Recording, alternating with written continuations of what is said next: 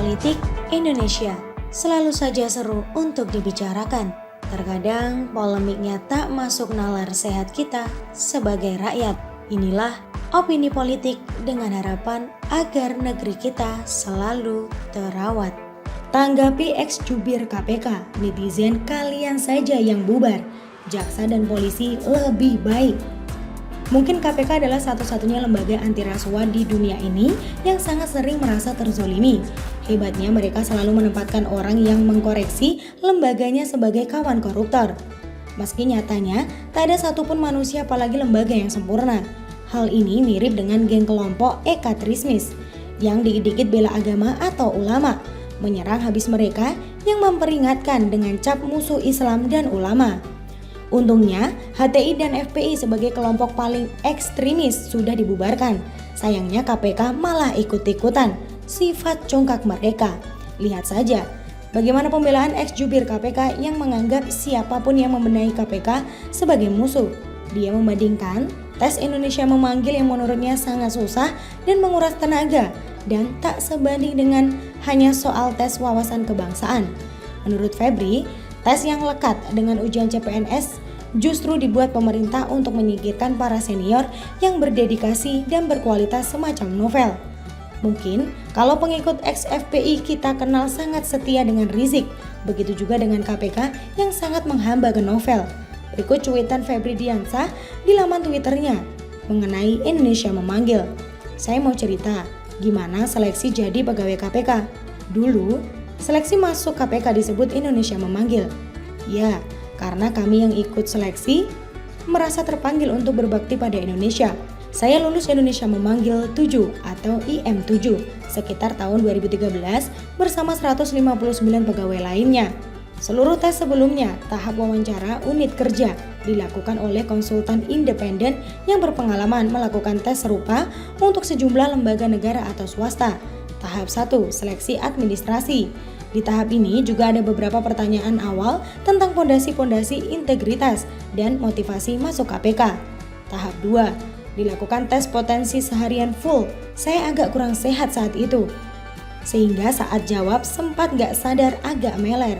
Kalau melihat tes masuk PNS, ada beberapa soal yang mirip, tapi saya merasakan tesnya sangat berat saat itu.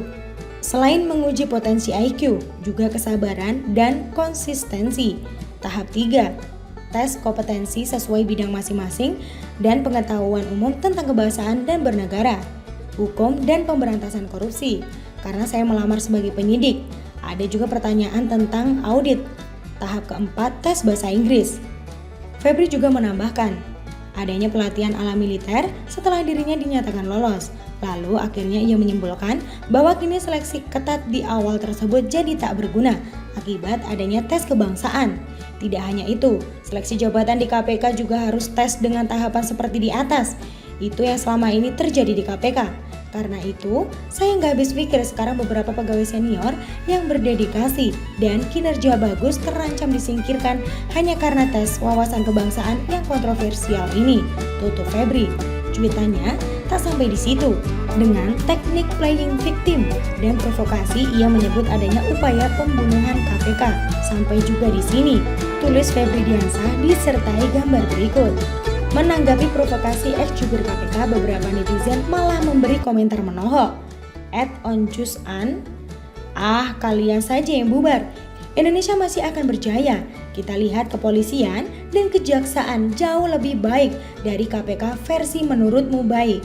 @sugimau, PKWKWK, yang gagal tidak lebih dari 10% kok, sewot banget. KPK akan terus ada dengan formasi lebih ciamik kawan.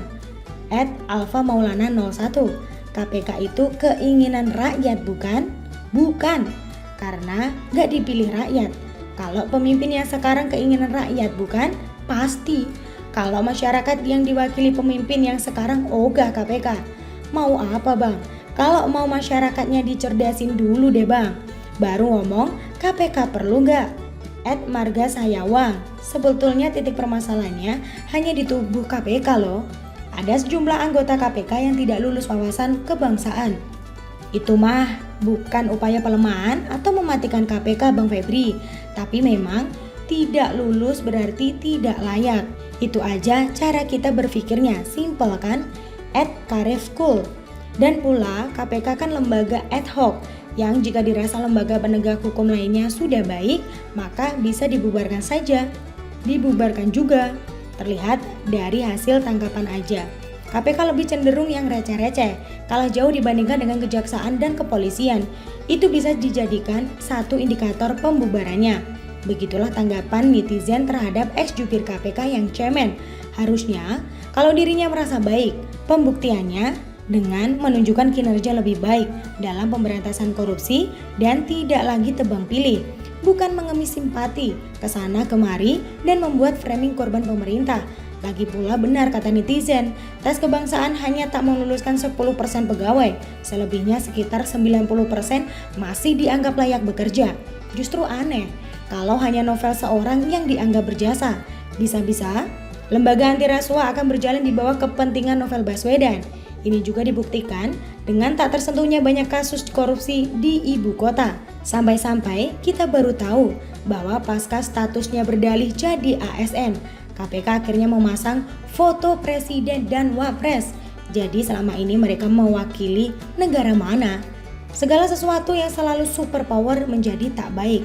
Kalau kepala negara saja diatur hanya boleh memimpin 2 kali, kenapa KPK berang setelah diganti jadi ASN? Justru aturan baru ini untuk menghilangkan oknum-oknum tertentu yang memanfaatkan KPK untuk kepentingan mereka.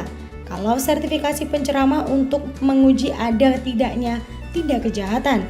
Begitu juga dengan tes wawasan kebangsaan. Jadi harusnya tak perlu ribut-ribut. Kalau memang benar, justru sebaliknya. Kalau dalam hati sudah tidak ada lagi kecintaan terhadap bangsa, maka wajar kalau bencinya setengah mati dengan segala sesuatu yang bersifat kebangsaan. Begitulah kura-kura. Tulisan Niha Alif dari siwa.com. Terima kasih dan sampai jumpa.